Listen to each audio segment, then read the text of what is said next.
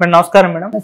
Madam YCP ఎంపీలు నలుగురు ఉన్నారు కదా, వీళ్ళు కొంతమంది ఒక ఇద్దరు దాకా బీజేపీలోకి వెళ్ళడానికి ప్రయత్నిస్తున్నారు అని చెప్పేసి వార్తలు అయితే వస్తున్నాయి. అయితే కాకపోతే దీన్ని ఇప్పుడు బీజేపీ వాళ్ళు ఖండిస్తున్నారు. అసలు వైసీపీ వాళ్ళు వచ్చిన మేము చేర్చుకోము అన్నట్టుగా సోము వీర్రాజు గారు ఇలా కొంతమంది బీజేపీ నేత అయితే చెప్పడం చూస్తున్నాం. మరి వైసీపీ ఎంపీల పరిస్థితి ఏంటి? వాళ్ళకి బీజేపీలో చోట్లేదు, టీడీపీ వాళ్ళు ఎలాగో తీసుకోరు అన్నట్టుగా ఉంది. మరి వాళ్ళ పరిస్థితి ఏంటి, మీరు ఏం చెప్తారు మేడం దీని గురించి? అంటే ఈ రోజు ఈ స్థితికి వాళ్ళు రావడానికి వాళ్ళు చేజేతిలో చేసుకోవటమేనండి.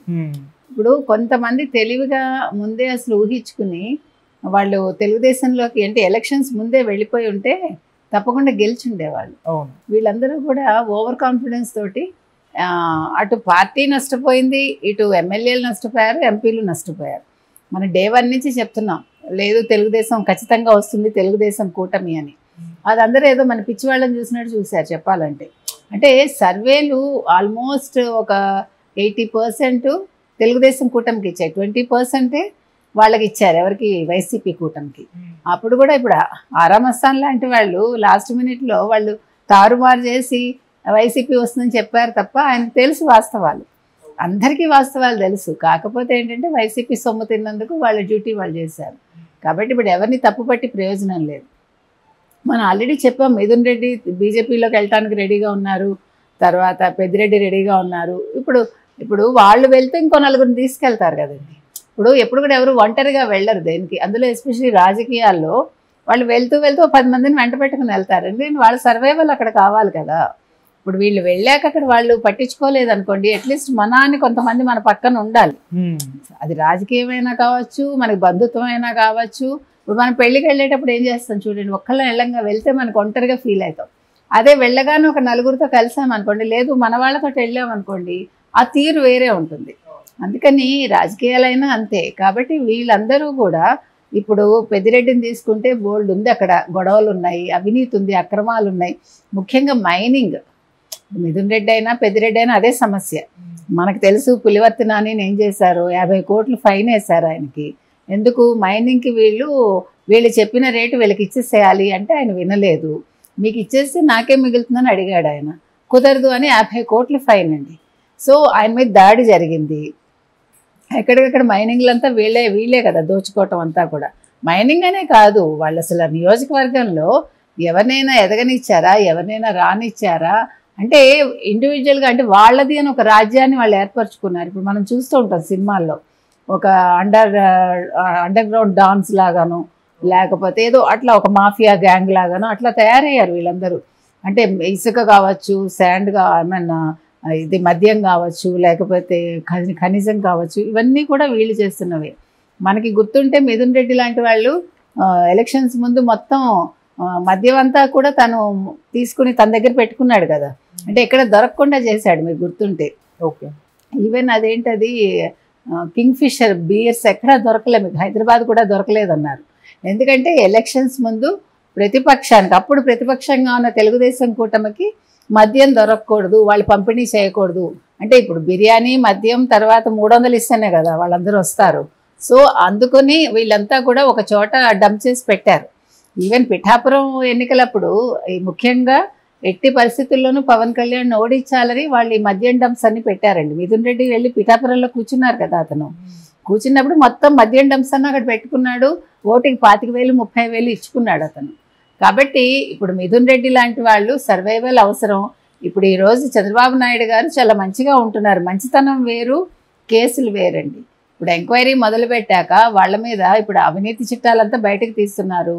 ఇప్పుడు ఫైల్స్ అన్నీ తీస్తారు. మన ఎలక్షన్స్లో జరిగిన అవకతవకలు అన్నీ తెలుసు. ఇప్పుడు జస్ట్ 6,000 ఓట్లతోటే ఎంతో అతను నెగ్గాడు. ఎవరు? పెద్దిరెడ్డి. ఎందుకు నెగ్గాడు? 4 పెట్టెలు ఓపెన్గానే ఉన్నాయి, తాళాలు లేకుండా, మనకు తెలుసు ఈవీఎంలు నేను కూడా. సో వీళ్ళు ఎలా నెగ్గారో అందరికీ తెలుసు. కాకపోతే ఏంటంటే ఇప్పుడు ఈ కేసులన్నీ బయటకు తీస్తే అప్పుడు డెఫినెట్గా పెద్దిరెడ్డి లాంటి వాళ్ళకి ముప్పే. అందుకని ఇప్పుడు ఏం చెయ్యాలి? ఇప్పుడు జగన్మోహన్ రెడ్డికే దిక్కు లేకుండా ఉంది. ఆయనే ఏం చేయాలో తెలియక అక్కడ యలహంక ప్యాలెస్లో కూర్చుని ఉన్నారు ఆయన. సో ఇప్పుడు జగన్మోహన్ రెడ్డి వీళ్ళెవరికి కూడా ధైర్యం చెప్పే పరిస్థితుల్లో అతను లేరు. అతనికే ధైర్యం ఇచ్చేవాళ్ళు కావాలి ఇప్పుడు. కాబట్టి ఆయన కేసులకే ఆయన ఏం చేసుకోవాలి, ఇప్పుడు సిబిఐ నుంచి ఎలా తప్పించుకోవాలి, ఈ టెన్షన్లో ఉన్నాడు ఆయన. అందుకే మొన్న మోదీ గారు అడగగానే ఎటువంటి కండిషన్స్ లేకుండా అన్కండిషనల్ సపోర్ట్ ఇచ్చేసాడు ఆయన 2 days ముందే. ఏది మొన్న స్పీకర్ దీనికి అసలు ఎవడైనా చేస్తాడా? ఈయన చంద్రబాబు నాయుడు గారు ప్రమాణ స్వీకారం చేసిన దగ్గర నుంచి మీరు ప్రత్యేక హోదా ఎందుకు అడగలేదు, ప్రత్యేక హోదా తీసుకోలేదు అని అన్నారు.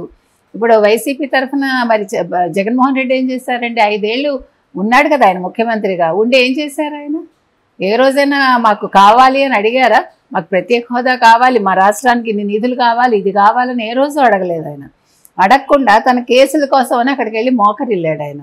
అది అందరికీ తెలిసిన విషయమే. ఈరోజు చంద్రబాబు నాయుడు గారిని ఎలా ప్రశ్నిస్తాడు? చంద్రబాబు నాయుడు గారు ఊరికే ఏది ఇప్పుడు చేయరు కదా. ఇప్పుడు ఆయన కూటమిలో ఉన్నారంటే ఈరోజు 135 సీట్లు ఆయనకి ఇండివిజువల్గా ఉన్నాయి. జనసేన 21కి 21 అలాగా సాలిడ్గా ఉన్నాయి ఆయనకి సీట్లు.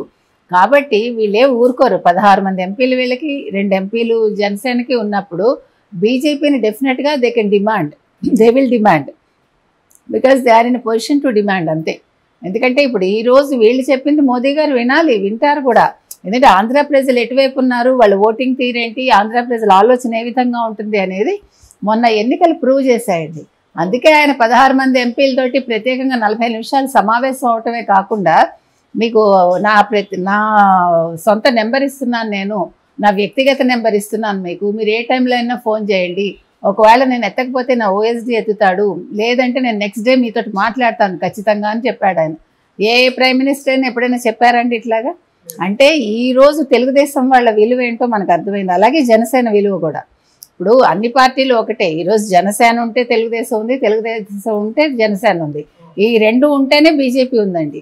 బీజేపీ లాస్ట్లో వచ్చి వాళ్ళ అవసరాలకు చేరారు వాళ్ళు. సరే ఏ రకంగా చేరినా అందరికీ మంచి జరిగింది అది. ఇప్పుడు బీజేపీ వాళ్ళు ఆలోచించుకున్నాక చేరారు వాళ్ళు. అసలు వాళ్ళేం అనుకోలే వాళ్ళు వద్దామని, కానీ అనుకోకుండా వచ్చారు వాళ్ళు. వాళ్ళ అవసరానికి వచ్చారు. ఏది వచ్చినా కూడా వాళ్ళకి మంచి జరిగింది.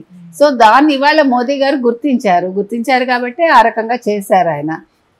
ఇప్పుడు మిథున్ రెడ్డిని వీళ్ళని చేర్చుకున్నారనుకోండి, బీజేపీకి ఎలాగ చెడ్డ పేరు వస్తుంది. అందుకని ఇప్పుడు సోము వీర్రాజు లాంటి వాళ్ళ మాటలు మనం పట్టించుకోకర్లేదండి. సోము వీర్రాజు అసలు ఇండైరెక్ట్గా వైసీపీకి సపోర్ట్ చేసింది సోము వీర్రాజు లాంటి వాళ్ళు. కాబట్టి వీళ్ళందరూ కూడా డబల్ ప్లే చేస్తారు. ఇవాళ సోము వీర్రాజు పైకి మేము చేర్చుకోమని రేపొద్దున చేర్చుకోండి అని అక్కడ మోదీకి చెప్పినా మనం ఆశ్చర్యపోకర్లేదు. కాకపోతే ఏంటంటే ఇక్కడ డెసిషన్ తీసుకోవాల్సింది అధ్యక్షురాలుగా పురంధేశ్వరి, అక్కడ మోదీ గారు, షా గారు తీసుకోవాలి. కాబట్టి వాళ్ళైతే ఒప్పుకుంటారని నేను అనుకోవట్లే. ఒకవేళ ఒప్పుకోకపోతే ఈ 4 ఎంపీలు ఏం చేయాలి అనేది మీ ప్రశ్న. వాళ్ళు ఏం చేయాలి? జనసేనకి వెళ్ళాలి. తెలుగుదేశం అలాగా తీసుకోదు. జనసేన తీసుకున్నా కూడా జనసేనకు వచ్చే నష్టం ఏమి ఉండదు, లాభం ఏమి ఉండదు. కాకపోతే ఏంటంటే వాళ్ళు నోరు మూసుకుని అక్కడ పడి ఉండటానికి ఒక అవకాశం కల్పించినట్టు అవుతుంది. అంటే ఇక్కడ మన జగన్మోహన్ రెడ్డిని వీకెండ్ చేసినట్టు అవుతుంది. ఇంకా అతనికి అక్కడ ఉండదు కదా. ఇప్పుడు అతను వెళ్ళి పార్లమెంట్లో మాట్లాడే అవకాశం కూడా ఉండదు. ఇక్కడ ఎలాగా అసెంబ్లీకి రాడు ఆయన, ఏదో ఒక వంక పెట్టుకుంటాడు. మన వంక పెట్టుకున్నాడు, లెటర్ రాశాడు. ఇప్పుడు ఆ లెటర్ వంక పెట్టుకుని ఆయన అసెంబ్లీకి వెళ్ళాడు. ఆయన నాకు తెలిసి 5 ఏళ్ళు ఆయన మొహం చూపించలేడు. అంటే ఆయన భరించలేడు ముందు, ఆయన నేచర్ అది. కాబట్టి ఎలా చూసుకున్నా కూడా ఎంపీలకైతే ఉన్న ఒక మార్గం జనసేనండి. అది కూడా కాకపోతే మాత్రం రాజకీయంగా వాళ్ళు సమాధి అయినట్టు. అంటే సమాధి ఇన్ ద సెన్స్ వాళ్ళు ఎంపీలుగా వాళ్ళు లోక్సభకి వెళ్ళొచ్చు, కానీ విలువ అయితే ఉండదు. అది